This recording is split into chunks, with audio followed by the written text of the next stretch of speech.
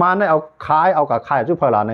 ย้อนปืนต่างเมืองนั่นอ่ำปันแห้งซึกมันอ่ำปันแห้งอาณายิบเมืองอ่ำปันแห้งอาณาซึกยิบเมืองก็เลยปีกไปบางมีเบียร์เท่ากูเมืองอยู่ดังเมืองอยากขายก็มันโตกับบันเขอยู่ดังเมืองใต้ก็มันโตกับบันเขนะเจ้าเครือขึ้นโตกับบันเขอยู่ดังเมืองขางก็โตกับจุเขนะอยู่ดังไรก็เอากับจุเขมาดามว่าเมืองวันเมืองขางเมืองยางเมืองช่างเมืองใต้นะย่างเผือกย่างเหลียงเขาจุเขดังเสียงอย่าเมืองปางหลายเฮาในติดจับกูเมืองก้อยกับห่ำมีคือแต่ติดต่างกว่ามันยันมือสั่งเพราะว่าคืออยากขายกว่าเนี่ยก็มันยื้อเบียร์แล้ววะนะม้วนกว่าเนี่ยก็มันก็ยื้อเบียร์แล้วนะ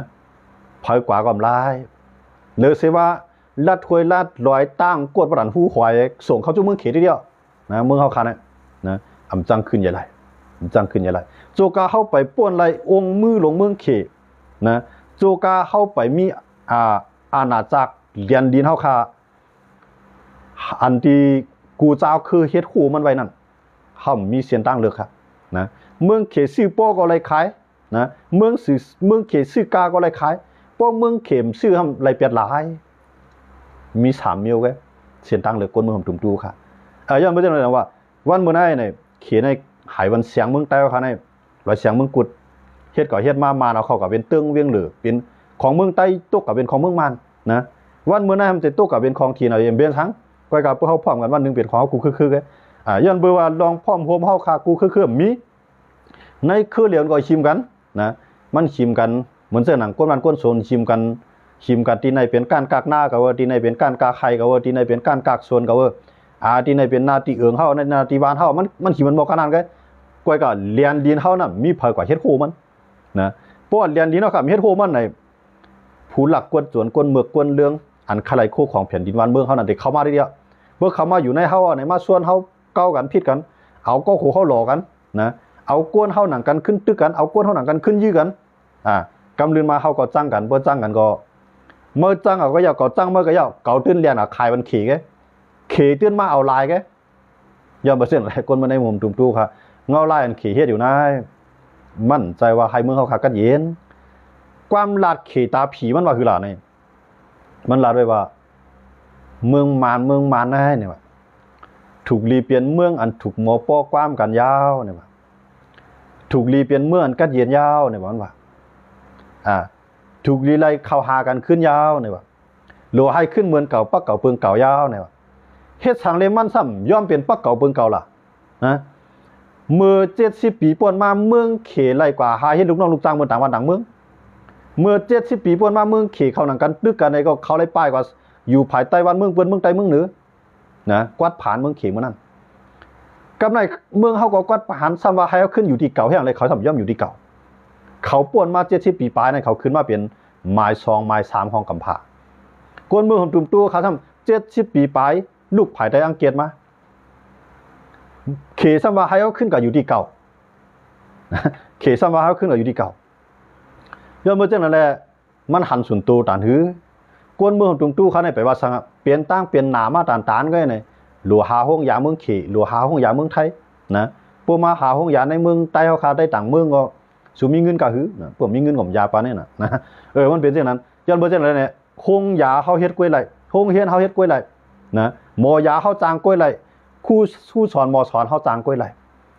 เอาที่ไหนมาจางล่ะเนี่ยคู่ของใต้ปางหลายในต่อปีก็เฮาหลายๆแสนล้านเนาะนะเอาปูเอาปลาเอากุ้งเอาไข่มุกเอากุ้งซึกุลองอันอยู่ใต้ปางหลายเฮาก็ขายเลยนะกำไรบ่มีแก๊สมีน้ำมันใต้ปางหลายเฮาออกมาขายเลยเอาขายย่ำใจว่าเอามาปันตามีหนองเลียงเสได้เฮ็ดควันเต้าบันเมืองเขนะเอาขายยาวตอนตาซึกกูเจ้าคือจื้อเป็นซึกเกียรติขี้แผ่นดินบ้านเมืองนั่นนะเมืองเขในมีเฮียงปลาย4ปากล้านเขในมันมีซึก3มันมีซึกหมอก3ล้านเนี่ยในแห่งซึก3ล้านนั้นเขนั้นเอาโคของเบิ่นกูเมืองมาหล่อเลี้ยงตับซึกเขามาปกป้องตับซึกเขานะมาซื้อเครื่องลักนักอันตรได้เกียรติขี้บ้านเมืองเขาดีไหลมาคู่ของเนลินใต้ลินเมืองเขาเลยเมืองเปื้อนให้เขามาเวลาคู่ของเนลินใต้ลินเมืองเฮาซ้ำเอากับมันเพอเตียงเจียงขึ้นมาปันเตียงเจียงขิงยุ่นขึ้นมาปันขิงยุ่นนะมองขึ้นมาปันมองต้านสวยขึ้นมาเอาปันต้านสวยเมื่อเลี้ยวไอ้มีหนองแหลงหน้าส่วนตีนให้ขึ้นมาก็เอาปันไอ้มีหนองแหลงย้อนเบอร์จังเลยตาเจ้าเครือไหลช้างโตเตไหลอยู่ที่คุยปลายลอยทั้งผายทั้งมาเนี่ยปีกินเจอคือเจ้าเก่านะเตียกเตียงขึ้นก้นคือเจ้าเก่าเอาลูกหลานก้นเมืองเจ้าเก่าเสอยู่กว่าป้ายกว่าเท่ากว่าตายกว่า ป่วนผู้หลายจัดหลายป่าเนี่ยไปจังกันเย็นไรย้อนเมืองย้อนเปื่อว่าป่วนไรเกมการเมืองหิมพอมาคาเลมีวันตาตีไรกัดเย็นด้วยเขาดูเข้ามาอยู่ในเมืองไทยเนี่ยกูว่าในเปิ้นปันดีอยู่ดีกินเฮาเนี่ยเฮาไรซื้ออยู่ซื้อกินซื้อกว่าซื้อไปเปิ้นยังว่าเข้ามาหิมการหิมงานเปิ้นยังว่าเข้าต่างเราเปิ้นยังว่าเข้ามาเปลี่ยนภาระนะมาปันตั้งหรือตั้งใบเปิ้นด้วยเขาดูเข้าในมาขามเสียงเงินเสียงต้องให้มานะเปียดขึ้นเปียดเย่มาจุนให้จุนหน้าให้มาอยู่เมืองไทยเปิ้นก็มันเป็นเมืองเปิ้นเขาดูหน่อยย้อนเบื้องก่อนเปิ้นแต่ไรกัดเย็นได้เนี่ยก็เปิ้นก็รับนอนนะก้อนนึงยาวก้อนนึงจูมองนึงยาวจูมองนึงเปิ้นป้ายกันพูดกันไปจอมแดนดินเนี่ยนะไผก็ใครมาอยู่เมืองไทยตัวนางอเมริกันเกี่ยวปาน้องเขียวเขายังใครมาอยู่เมืองไทยค่ะย้อนเมืองสังเมืองเฮาสุกอยู่ตึกกันโตกันสังเมืองไทยเหมือนจังเมืองเฮาค่ะมีไผใครเข้ามาอยู่เมืองไทยค่ะก็ไม่สังเกตว่ากูเจ้าคือในเมืองเฮาค่ะป่องเจอก็เป็นปลองก็เขาเอาแกดเคียวคือปลองไว้เหมือนว่าไรก็เป็นใต้ก็แกดเคียวคือใต้เอาไว้เหมือนเป็นไรย้อนไปจังได๋เฮากูคือหรือไรเฮ็ดคู่แผ่นดินเฮาอย่าซื้อเข้าอันกว่ากินจางนอนกันลัดนายเถื่อนลึกอยู่ในเถื่อนในป่าซินั่นเฮาหลวเอาคู่ของน้ำลินหินพาเมืองเฮานั่นกะขายยาวก่อขึ้นมาปกป้องมันเขาจ่ายเป็นเงินเดือนเขาบ่เขาตายมาจอยบ้าโปบ้ามีเขาลูกเขาเกิดมาเอากระส่งขึ้นโรงเรียน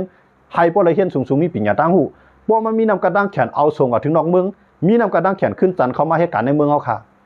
มันโดนเลยเปลี่ยนจังนั้นค่ะวันเมื่อไหร่สุดจะด้วยครับลูกคนเมืองเฮาค่ะก็เฮ็ดซึกใต้กินเงินเหลือในเมืองใต้ค่ะในเหลือน 25,000 เงินมันนะแก่น่ะก็ 50,000 เงินมันนะอยู่ที่จอมจันมันเปิดจันอันสุดอันเต็มสุดมันอันจันซื้อขานไร 20,000 เงิน5นะ 25,000 เงินมันนะกันในบ่อยู่จอมแดนลีในไรกะฮือลาในไรเกาปากนะไรเการ้อยก้อยกำดูแลจังเก็บขวัญดีแล้วนะจังกะย้อนกินเฮือนแล้วเงินเหลือน900สิจะวนได้ค่ะเลี้ยงข้าววัน3ตาก้อยกาของหวานกาน้ำมันกากือฮักหมดค่ะด้วยค่ะลูกตั้งแต่ในเมืองเฮาคันในลอยเสียงเฮาเป็นลูกเนี่ยโตออกนะส่งทั้งเมืองเขกำในเรือเสเมืองลอยเสียงเมืองสูในจำได้เสียงเมืองกูดก็จำได้เสียงมาเอาสังแท่งเอาฐานเฮเอาฐานหินเอาเลทัดกูจึกลองหรือนำกาตัดป่าไม้ป่าตอกหรือนำกาเตียงเอาป้านำเฮาค่ะเฮ็ดผายไฟผ้าส่งออกอันไหนเบิ่นเฮ็ดปันเฮาค่ะแถมที่เฮาเดียวที่ไหนเฮามีไฟฟ้าเฮามีน้ำเอาเฮ็ดไฟฟ้าเอาไฟฟ้านั้นส่งบ้านก้นเมืองเฮากวนบ้านก้นเมืองอะไรไฟฟ้าจ่ายมันก็สร้างขวัญนะมันก็จ่ายปันเงินถึงเดือนมันมาเอาเงินในเขาลงปองซึ่งไรเงินมาขึ้นเอาเงินในกับจอยซึ่งเอาเงินในกับจอยกวนอุปเปิงพ่องบ้านเมืองเฮาเอาเงินในกว่าพวกปองแผ่นดินเมืองเฮาเอาเงินในกว่าเฮ็ดเซ็นตาสายตาเฮาเอาเงินในกว่าเฮ็ดโรงเรียนเฮาจ้างครูสอนมอสอนเฮาวันมื้อไหนทำไรมีครูสอนเฮามีเงินเดือนมีรายได้กวนในวานหนังกันในค้านกันนะข้าวสารเฮือน2ค่ายใน3ตางใน3ค่ายเนี่ยใส่บันได้หมอสอนเฮาครูสอนเฮาคิงกลางเฮาก็มีเฮาได้รายจ้างพวกจ้างมีไผเฮ็ดนะอย่าบ่จังได๋เข้าคิงกลางเข้าคิงเกนะหรือนำกล้ามาแทงเข้าคิงเหงเงินคิงเหงหรือนำกล้ามาแทงเข้ามุนเจ้าเข้าผูกจ้องใส่แทงเอาเฮาคอกเนื้อคอกเลือดกวนในวานในเฮาขาได้ดีก็เตๆมันจังได๋เปลี่ยนปูนพรหลวงปองจึงโดเลยมาจ้างด้วยถึงบันครับเหมือนเจอหนังเมืองไทยบนมีเนาะเมืองเปิ้นกูเมืองใจเมืองไทยเขาในเขาได้อยู่ในตัวเมืองไทยเปิ้นมีอบตอบจกำนันนะเปิ้นนี่มีจังน่ะคิงกลางคิงเก๋คิงเหียงนะผู้ใหญ่บ้านเปิ้นเอาเงินจังได๋เขามีเงินเหลือกินหมดอ่ะเอาเงินที่ได้มาล่ะเนี่ยเอาเงินหลวงปองจึงในไล่ก้าไล่ขายไล่ส่งออกเปิ้นมาลงตื้นล่างในเมืองเขาก็เปิ้นสร้างขอนนะเขาส่งออกก็เขาไล่เงินนะเปิ้นมาอยู่ในเมืองเขาก็ไล่เงินเอาเงินเจอไหนมาปกป้องขึ้นคิงกลางคิงเก๋คิงเฮียงต่อพอถึงหมอสอนครูสอนต่อพอถึงลูกเฮียนนะหลวนโรงเรียนในเมืองไทยในเขาปันวันกะฮือเนี่ยเขาเลี้ยงเขาใน1วันใน1ตานะเลี้ยงเขา1วัน1ตาเลี้ยงกูเจ้าคือน่ะมันจะคืออะไรคือนึงกำไรลูกอ่อนในเกิดหันหน้ามาเนี่ยเงินเหลือใน600ต่อเดือนนะไรกูเหลือนต่อพอถึงอายุมันไรต่อพอถึงอายุมันไร7ขวบนะที่ไรจ่ายมันกูเดือน600นะตี10กว่าตั้งนานเขาได้ปันเรือนนั้นพันแล้วนะก็ในปักเปิดลังเมืองเขาได้กี่แท่งเหมือนเมืองไทยเนี่ยเพราะว่าป้าตองเนาะมีในป้าได้ป้าตองก็วางก้มเลยมีลูกในนะเขาว่าหมายถึงคนป้าตองมีลูกในขนาดนั้นมันต่างแต่มันป้าตองมาเนี่ยเจ้าบริษัทที่ปุ่มไก่ปุ่มปองมาเนี่ยแต่มีเงินเหลือเนาะเมมันก็แต่มีเงินเหลือเนาะกำนันนะเงินเหลือผู้บุตรเนี่ยนะผมจะว่าเงินเหลือกวนป้าตองเนี่ยผมจะว่าป้าตองเนี่ยมีลูกลำใจก่อนนะเขาก็ป้าตองก็ก็มันจะมีลูกในเขาเนาะหมายถึงกวนป้าตองมีลูกเขาว่าเนี่ยนะอย่างเมื่อเจ้าอะไรเพื่อได้เอาเงินที่ได้มาจ่ายมันก็ด้วยเขาดูเมืองเขาเนี่ยยากสังนะเมืองไหนว่ามันเท่าก็อายุ60เปิ้นมีเงินเหลือแถวนะ600 700 800อยู่เจ้ามาซักมันไรเงินเหลือแถว แต่ว่าเมืองเขาขาในในเหตุการณ์ในเหตุเจ้าดอกคำเจ้าดอกคำเปลี่ยนทางมาน่ะมีไผปกป้องครับนะมีไผปกป้องมีไผแกดเขียมีไผห่มรวมครับย้อนเมื่อเจ้านั่นแหละดังเราว่าโปเตเฮ็ดซึกคือเก่าคือไม่เสร็จเลยตึกกันก้วยเตตาขึ้นใหญ่ใหม่สูงขึ้นมีหลายกวนเมืองเจ้าเก่าก็ได้ป้ายกว่าอยู่เมืองเปิ้นเย็นเป็นเปิ้นนะคำตุกคำหยาบเมืองเปิ้นด้วยครับกวนเมืองจุ่มตู้เขาในป้ายกับเมืองเขียในเมืองเขียวกวนเมืองเขียวก็จ้างเท่านะกวนเหมียนเตี้ยนในเขาจ้างบิดใจก็แบบใจหือเขาก็หลุดจ้างหลุดเหตุการณ์เนาะมันก็เฮ็ดปันเงินนะลานางมูนางม้านะย้อนเมื่อเจ้านั่นเลยว่าเมืองเขียนเก่าเมืองเขียวก็ผมใจว่าอันกายญาพอเรื่องมีเรื่องดีก็ได้มีอยู่เองเก่านะย้อนเมื่อสั่งเลยเฮาไหลกว่าดังๆเดีเฮามีเต๋อไข่ลอกหน้ามุงสุดสุดตาสวนเฮามี2-3ลูกนะให้เฮามี9 ถึง 10 ตึงที่อย่างเลยเฮาเลยปล่อยเฮาเลยพาเฮาเลยเปียเฮาเลยจุนเฮาเลยกว่าเป็นมันหน่อยย้อนบนรองผมรู้มาขำมีครับก็เลยเฮากว่าเนี่ยเฮาเปียเฮาว่ามีช้างว่าบ่กว้างบ่เต็มคอกนะเฮือนเฮามีเป็น2จั่นเมืองเฮาเนี่ยนะจั่นใต้คอกไอ้จั่นเหนือเฮือนนั่นเฮาว่าเนาะมี2จั่นย้อนบ่จังได๋ก็เลยเฮาเลยเปียเฮือนอันกว้างเหี่ยวก็วางเฮือนอันกว้างพอเฮ็ดสวนนะวางเฮือนเมืองเฮาในปอดันกว้างหมากนาวเมืองเปิ้นนะตั้งกว้างมันเป็นสุตีพวกถูเนาเข้าเขงาหลงาลำเฮาไล่เปียดค่ะซ้ำก็อยู่ที่ลาวนี่กว่าอยู่ห้องอันแก็บหมอก3หมอก3ศอกตั้งกว้างเนาะ3ศอก4ศอกตั้งกว้างอยู่กว่าจ่ายกู้เรือน 1,400-1,500 นะย้อนเบิ่จังนั่นแหละดอกว่าเจ้าในเฮาคานั่นใจลูกที่เมืองกวาดผาในมา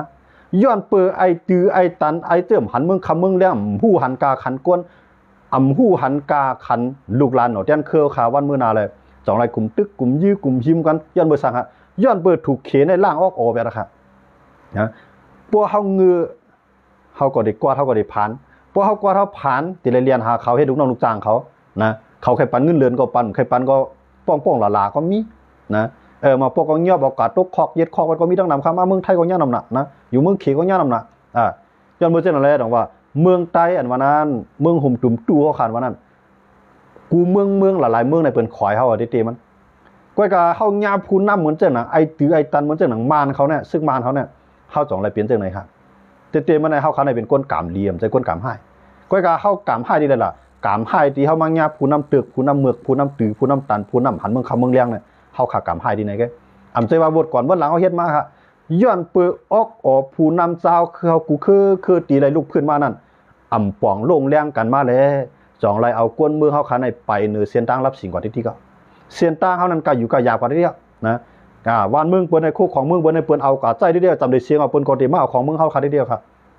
นะย้อนบ่จังได๋เนี่ยเฮาคาใครหันเฮาคาใครให้คนเมืองแต่เฮาคาหันลองเปลี่ยนเตมีมาอย่าว่าให้ดันหือฮัดหานดันหือใครต่อสู้ดันหือก็เปหลายจูกาเฮาไปพร้อมกันจูกาเฮาตึกหันว่าคือเก่าคือมามุกเก่าจุ่มมา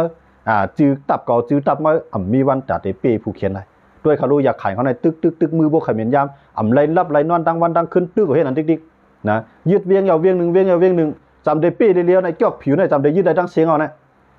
เขนักกะเลียงปุ่มเปียงตาผีเขาว่าคือล่ะนี่กึดปางตึกอย่าไปสิบเขาตึกดิจอกผิวนะย้อนเบอร์มันมีตัวแก๊สตัวน้ำมันเฮาสิจัดด้วยครับค่าใจดันคือค่าทุนแม่นไหนนะทุนแม่นไหนในปิงหยานนำกระตั้งแขนมาในลุมผ้านี่มันย่อมเพิงก็บ่ว่าในผู้นำบ่นะก็กับมันเลยเป็นผู้นำจึงเมืองเด้มันเป็นผู้นำจุ่มมีกองกลางจุ่มนึงอังเกตลาดความอังเกตเลียวเลียดครับลาดความอยากไข่เลียวเลียดครับลาดความมันเลียวเลียดครับปองว่าในกำผาลุมผ้าปาก93จัง3จึงเมืองในทุนแม่นไหนใครกว่าเมืองไรก็ไรหมดอ่ะนะย้อนเบอร์ลุมผ้าในมันใจภาษาอังกฤษเป็นที่1อยู่แล้วนะเขาก็โม้ว่าอยู่แล้วในนำกระตั้งแขนดีเป็นผู้นำนั่นเขาก็มีไว้อยู่แล้วครับ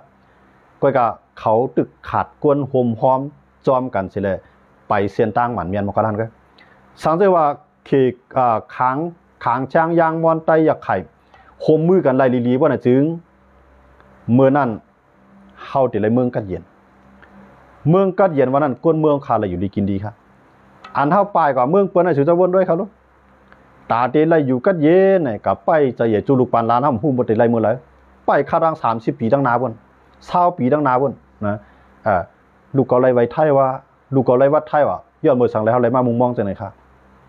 ย้อนเปือว่าเมืองเฮาข้ามกัดเย็นล่องห่มลมเฮาข้ามมีการค้าการขายขาดถูกตัดเปรียบเส้นต่างมันได้มีหลายต่างน่ะเขาจู้เมืองไทยก็ไล่กว่าจู้เมืองลาวก็ไล่กว่าจู้บังกลาเทศก็ไล่กว่าจู้มาเลเซียก็ไล่กว่าจู้อินโดนีเซียก็ไล่กว่าจู้สิงคโปร์ก็ไล่นะก้อยกาต่างจังนั้นมันปิกตันเบียดเฮานะการไล่กว่าจู้ไผกว่าจู้เขหมดอ่ะ ย้อนเบอร์จะไหนว่าเขามีตังเลือกที่ไหนฮะย้อนเบอร์สั่งแล้วมีตังเลือกอย่างไรไทยของพัดลงตื่นล่างในเมืองเขาเต้สามมือลงตื่นล่างตีมานย้อนเปิ่มมานมีเฮียงนั่นก็เอาเฮียงดีไผมาเอาเฮียงเขเอาเฮียงกะลาเอาเฮียงรัสเซียเอาเฮียงเกาหลีเหนืออิหร่านเขาหาเมืองเลยครับเขาจะในปันเฮียงมันเอาว่าหลายๆเมืองเจอมาลงตื่นล่างเรียนหามานได้ครับเรียนหามานได้ก็มานก็มีการมากองมาได้เอามากองมายีขึ้นก้นเมืองเขาได้มานเขาในปาน10 ปานลูก10 ล้านมาตึกซึกมาในเขาตึกมาใน70 ปีปลายอ่ะก้อยกาคำกัดตึกเอาเขก้องตายมีค่ะเอากวนต่างเมืองเข้าเมืองเข้าไม้เอาตายก็มีค่ะเอาเพอตายล่ะไหนเอาเขขังย่างมอนใต้ของเขาค่ะอยากไข่เนี่ยไหนตายค่ะปะปะลองใช่ไหมตายย้อนเบื้องมือเขาค่ะย้อนเบื้องจังไหนเนี่ยเขาค่ะใครกวนเมืองใต้เขากูเจ้าคือป่องใจว่าเอาจุ่มเก่าจุ่มไม่ต่อสู้นั้นมันยิบกล่องสิริเฮ็ดจวนก้อยเอาจุ่มผ่าจุ่มมันเสร็จลุกขึ้นต่อสู้ซึกมานั้นมีวันติปีไรเฮียงอันปันแห้งซึกมานั้นเป็นเฮียงต่างเมืองกำในเฮียงอันปันแห้งจุ่มยิบกล่องกลางลูกพื้นเขากูจุ่มนั่นเป็นเฮียงกวนวันนอกหน้าป่างเขาค่ะมาเตียกกันก็มันกึ่งอำงามกันได้ละย้อนเบอร์จังเลยตาติปีซึกมันมีอย่าไปว่าจุ่มก็แก่จุ่มเมื่อแขนละพวกปุ่นบางเฮาเต้ๆละเอียดกันกูจุ่มแล้วเอาก้นเมืองเฮาขาในเฮ็ดคู่เอาก้นเมืองขาในห่มรวมกันเอาก้นเมืองขาในเลี้ยงเข้าต่อบ่มีตับซึกแข็งมาในก้นเมืองในเปลี่ยนตีนเปลี่ยนมือเปลี่ยนเอียนเปลี่ยนแห้งเปลี่ยนหลุบสันหลังเจ้าจ้าแล้วค่ะก้อยกับมีไผมาห่มรวมมันก้นเมืองขาครับย้อนเปิดเฮามีผู้นำเก่าผู้นำใหม่ผู้นำคือเก่าคือใหม่หมู่เก่าจุ่มมันย้อนเบอร์จังเลยเฮาปีผู้เขียนลายอันนั้นก็เอามาต่อไต่ใครในพี่น้องก้นเมืองห่มตุ่มตัวค่ะอำว่าเฮาขาอยู่ดีแล้วมีดีแล้วก็เฮาขาเป็นก้นเมืองใต้เฮาขาเป็นก้นในเมืองห่มตุ่มตาที่ว่าเอาเมืองใต้ผัดออกไอ้เมืองก้อนขอมันเปลี่ยนความไรอ่ะจุ่มยิบกองกลางในเมืองใต้มีเปลี่ยนตาไรจุ่มตาเดียวใต้ออกมาเป็นเมืองก้อนขอก็เป็นไรยาวก็ตัวกว่ากูเมืองตาเดียยุคมือปันใต้เสด็จจอยแถมใต้มีเมืองไรครับแล้วมันจากนั้นใต้เขาก็หลอดวนหลอดนอนฝันเอาว่าตาเดียวเมืองใต้คือใต้เจอจัดจึงใต้ก้อนขอมาปนนอนฝันก็รีตื่นเอาครับนะเมื่อเรือในเข้าหลววนจะว่าปกป้องเมืองห่มตุ่มในขึ้นมาให้ก้นเมืองห่มตุ่มว่าขาในพวกมีแห้งซึกก็ให้มันมีหัวล้านมันจึงเปิ้นนะแห้งซึกเป็นล้านโกมันยาวก็แห้งซื้อเขาขันมีเท่านั้นอำใจก็กิน6 เผือก6 ขั้นบ้าน6 ไข่อยู่กว่าปีไรวันนั้นข้าวหนอไม่กินหนอไม่ข้าววุกกินวุกข้าวมอนกินมอนข้าวอยู่กล้วยกินอยู่กล้วยอำใจเช่นนั้นให้มีเงินเหลือนปันกูเหลือนตีสุดมัน10 แสนในหลวงปานเอาซื้อเขาค่ะเขาจุนการเฮือนการเย่จุนการให้การหน้าไหวโปไหวเมไหวปีไหวน้องมางก็ไหวป้าลูกลานางเมกว่าเนี่ยนะเข้าโหลดจ้อยเขาที่นั่น1 เหลือนใน10 แสนน้ำนะถามว่าไหนได้อยู่ก้อยกาสั่งเจว่าเขาพร้อมกัน2 เฮ็ดไร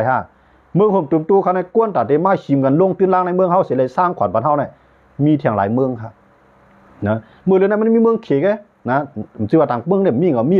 มันจะอย่างแก่ปานเขาก็มีแล้วสิงคโปร์เขามีที่รอดมาเลเซียก็มีไทยก็มีอยู่ใกล้ๆมันก็ลงที่มานหมดมันลงที่ในเจ้าคือเฮาค่ะยังบ่จังได๋เฮาต่อสู้ดันที่ก่อนปีมันหลายนะเงินมันไหลมาบ่ดันนำน้องมันน่ะนะไหลมาเทมาใกล้กับมันเอาไก่สังเอากายเฮ็ดเครื่องของเข้มเอากับซื้อกวางซื้อเครื่องบินซื้อรถถังซื้อกาตึกนะเอากับปันเงินเหลือนซึกมันตึกเป็ดเจ้าคือนะเงินที่มันไหลมานั่นซึกมันเนี่ยกำไรเจ้าคือเขาซ้ำมี100ก็เลยย่าเป็น100อ่ะมีเสียงก็เลยย่าเป็นลูก100เสียงเขาย่าเป็นลูกอ่ะเอากว่าที่แล้วเอากับปันเขค่ะยังบ่จังนั้นในข่าวอยู่ว่าคนเมืองใต้เฮาก็หลีคนเมืองของตุ่มตัวก็หลีกูเจ้าคือก็หลีตื่นถึงข้าวย่ำหรืออะไรป่องใส่กันกูเจ้าคือยาวยังบ่จังนั้นสิแลคำคือได้ก็เอาลองตั้งอันว่าให้เจ้าคือกูเจ้าคือกูจุ่มกูเจ้ากูภาษาอ่อนกันตื่นมึนหูมึนตาผู้เขียนเฮาอันใจผู้เขียนเฮาเต้ๆนั่นอันเฮ็ดให้เฮากินอยู่วันบ่ได้ที่1ได้เป็นซึกมันที่2มาได้จึงเป็นเมืองเขียพวกเมืองเขียมปันแห้งซึกมันก็มีแค่มามังเฮาอะไรจังได๋ครับนะก็ในพวกมีซึกมันก็เฮาก็ได้ตู้ข้าวเฮ็ดไหนครับก็ได้แต่เฮาได้ป่วนออกกลอนอะไรที่ไหนๆเฮาได้ไรคือนี่เฮาได้ไรก้องแขนจุงมือกันตั้งอันเรียนลินไทยใต้ในต่อบ่ถึงเรียนลินย่างเผือกย่างแหลงต่อบ่ถึงมอนก่อบ่ถึงยักษ์ไข่ต่อบ่ถึงช้างติดอินเดียเนาะยักษ์ไข่ติดบังกลาเทศช้างติดอินเดียแล้วก็ค้างติดเขเนาะใต้ก็ติดเขเพราะอุปลองเนาะเขาสิได้เฮาเรียนลินเฮาได้ล้อมคอไปกูผายครับก้อยกาห่อมไล่จามจี้จิ้มทั้งทีละอันเฮามีนั่นเปิ้นเอากันไล่ง่ายๆกวนเฮาไผเคยปีกินก็ไล่เที่ยงในเมืองเปิ้นได้เปิ้นปีกินกวนกันไล่ไปว่าซังกวนเมืองเขมาเนี่ยเฮาก็เอากวนเมืองเขตายก่อนอะไรเขารู้กวนเฮาคันได้เป็นฮูเสียงฮูหมื่นมาในเปิ้นเฮ็ดหายนึงเฮาไล่ อันนั้นให้คนเมืองเฮากูเจ้าคือปองใจอันว่าคือเอาคือไม่ติใครเลยเมืองก้อนคอติเลยใครจีเมืองอันนี้ใครจีเวียงอันนี้มันปองช้างอันนั้นมันเปลี่ยนป้ายว่นอันขี่เขายามเปลี่ยนม่านตั้งเขามือปากปีป่วนมาย้อนเบิกขี่เขาเป็นจังไดขี่เขาก็คือเขาคือไม่สำนักเขาสำนักไม่มุกเขาจุ่มมันเขาม้ากันฆ่ากันตายใน2-3 ล้านก็ขี่เขามือนั้นในขี่เขากัดผ่านครับป้ายกว่าหาปึงอีกเมืองเปิ้นครับก้อยกาพวกเขาหู้หันปองใจเขาขึ้นมาโคมแห้งกันในวันมื้อนี้มีเผยปีกินก้นคือขี่ไรมีเผยกว่าขี่มาคู่ความขี่ไรนะย้อนบ่จังนั้นแหละให้คนเมืองของตุงตู้ขับปองใจอย่าไปว่นเอาแก็บตาคือเอาขึ้นมาอย่าไปว่นเอาปลายหัวเหน็บตีนเฮาก้อยเนี่ยให้ว่นด้วยถึงอาณาการลูกหลานชาติปานเฮาครับวันมื้อหน้าสิกรรมคำขึ้นในก็ย้อนในตรงตักหมายสูงพี่น้องเขากูก็กูเจ้าที่เขามาปันแห้งกันในคำขึ้นในหมายสูงกันอยู่ลีกินหวานนอนรับพันดีกันสิกรรมครับ